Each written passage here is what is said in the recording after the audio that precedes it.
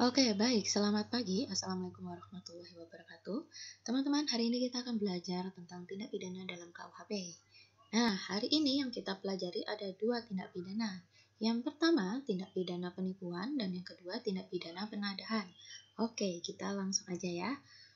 Nah, tindak pidana mengenai penipuan, di sini Ibu akan menjelaskan pasal 378 sama pasal 379.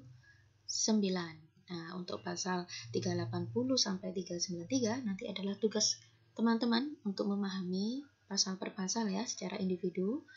Teman-teman pahami sendiri. Nah, itu tugas hari ini. Sehingga Ibu tidak memberikan diskusi forum di e-learning maupun question and answer di e-learning. Nah, karena memang Ibu ingin teman-teman hari ini mempelajari pasal demi pasal yang nanti akan Ibu cantumkan ya sebagai tugas pemahaman individu.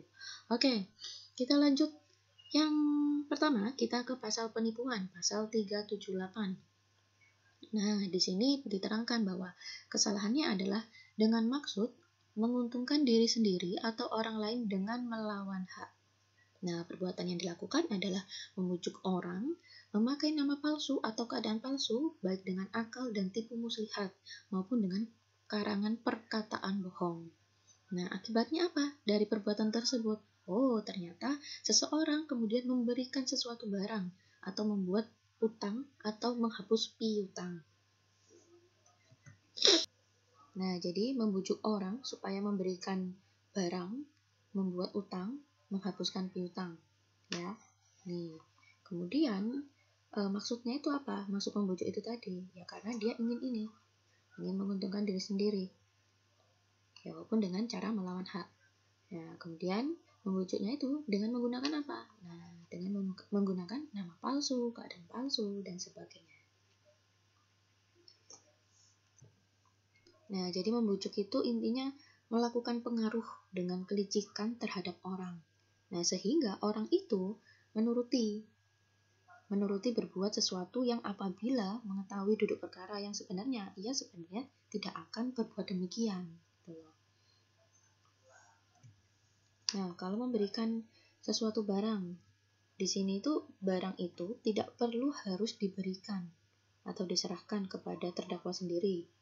Sedang yang menyatakan itu pun tidak perlu harus orang yang dibujuk sendiri, bisa dilakukan oleh orang lain. Itu.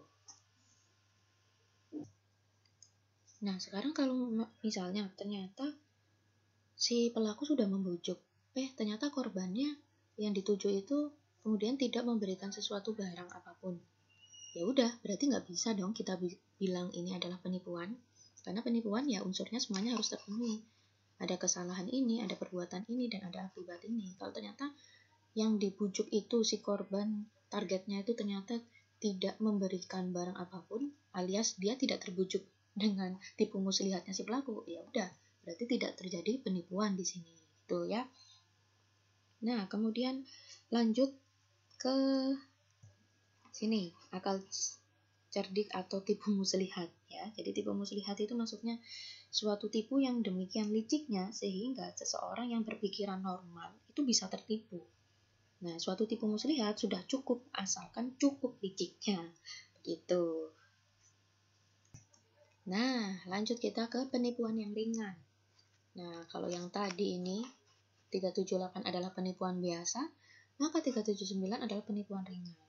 Kalau penipuan ringan itu adalah penipuan biasa, 378 ini, yang mana barang yang diberikan bukan hewan dan harganya tidak lebih dari Rp250. Nah, silakan dikonversikan, dikalikan 1000, maka 250.000 ya. Tuh. Oke. Ini ya hampir setipe dengan pasal-pasal di tindak pidana sebelum-sebelumnya sudah kita pelajari ya. Penipuan biasa, penipuan ringan, ya, ada juga pencurian biasa, pencurian ringan. Nah, hampir-hampir setipe syarat-syaratnya. Oke, kita lanjut. Nah, kalau ini yang tadi Ibu bilang, tugas pemahaman individu teman-teman ya. Jadi ada kemudian di pasal 379A itu menjadikan penipuan itu sebagai pencaharian. Nah, itu ada kemudian diancam pidananya. Kemudian yang berkaitan dengan kesenian, asuransi, kemudian pertanahan, naik turunnya harga barang, saham, sampai selesai ini silahkan teman-teman memahami pasal demi pasal secara individu ya. Oke, asik-asik jos. Lanjut ke yang berikutnya. Tindak pidana mengenai penadahan. Nah, ini ada di pasal 480 dan 481 KUHP. Oke, kita lihat dulu yang 480. Nah, jadi perbuatannya adalah karena sebagai sekongkol atau tadah. Nah, jadi diancam sekian pemidanaan karena penadahan barang siapa membeli, menjual, dan seterusnya. Nah, ada beberapa perbuatan di situ diungkapkan. Membeli, menjual, dan seterusnya. Silakan teman-teman cek. Suatu barang yang diketahuinya atau patut disangkanya diperoleh karena kejahatan. Ya. Misalnya nih, contohnya si A membeli sebuah jam tangan dari si B yang ternyata diketahuinya bahwa barang itu adalah berasal dari curian, hasil curian. Nah, jadi ini salah satu contohnya. Nah, cuman kemudian perlu kita ketahui juga ya, salah satu elemen penting dari pasal ini bahwa ini diketahuinya atau patut disangkanya. Nah, ini kalau misalnya kita lihat pasal-pasal yang sebelumnya ada tindak pidana pro parte dolus, pro parte culpa ini nih. Nah, diketahuinya berarti kan kalau misalnya itu tetap dilakukan, nah berarti ya itu termasuk dolusnya.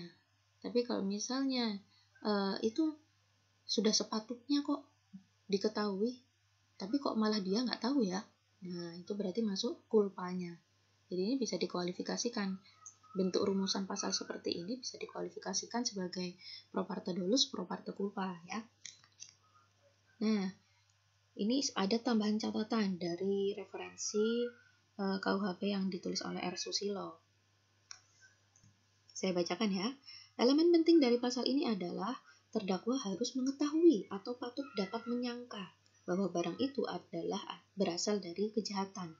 Nah, di sini terdakwa tidak perlu tahu dengan pasti asal barang itu dari kejahatan, entah dari pencurian kah atau penggelapan kah dan lain-lain. Nah, akan tetapi sudah cukup apabila ia patut dapat menyangka, mengira, mencurigai bahwa barang itu adalah barang gelap, bukan barang yang terang. Ada barang gelap, ada barang terang gitu ya. Nah, untuk membuktikan elemen ini memang sangat sukar. Nah, kenapa sukar ya? Karena ya dapat diketahuinya atau patut disangkanya ya kalau pas orang benar-benar nggak tahu sama sekali gimana. Nah, makanya ini kemudian dikatakan sukar gitu. Nah, akan tetapi dalam praktiknya biasanya dapat dilihat dari keadaan atau cara dibelinya barang itu. Misalnya dibeli dengan di bawah harga pasar. Misalnya harga pasarnya 1 juta, tapi kok cuma dijual 500.000. Nah, itu sebenarnya kan kita sudah patut curiga. Black market kah ini? Nah, di situ kan kita sudah patut curiga seharusnya. Nah, sehingga kita seharusnya patut menduga-duga, patut menyangka gitu ya. Nah, ada lagi kemudian praktiknya mungkin bisa dilihat dari selain di bawah harga, bisa juga mungkin dibeli pada waktu malam secara bersembunyi yang menurut ukuran di tempat itu memang mencurigakan. Nah, hal-hal seperti ini bisa dalam praktiknya digunakan untuk membuktikan terkait dengan elemen diketahuinya atau patut disangkanya tadi. Tuh ya. Nah, pasal 480 ini ternyata ada yang ayat 1 ini dan ada juga yang ayat 2. Kalau yang ayat 2 ini memang barang siapa yang mengambil keuntungan dari hasil sesuatu barang yang diketahuinya atau patut harus disangkanya barang itu diperoleh karena kejahatan. Jadi bedanya kalau yang ini tadi memang tidak ada unsur untuk mengambil untung. Tetapi kalau yang kedua ini ada unsur mengambil untung. Gitu ya. Oke, kita lanjut ke 481. Nah, kalau 481 ini pada intinya menjadikan sebagai kebiasaan. Ketika penadahan ini dilakukan dengan kemudian menjadikannya sebagai suatu kebiasaan, itu nanti bisa kenanya ke 481 gitu ya.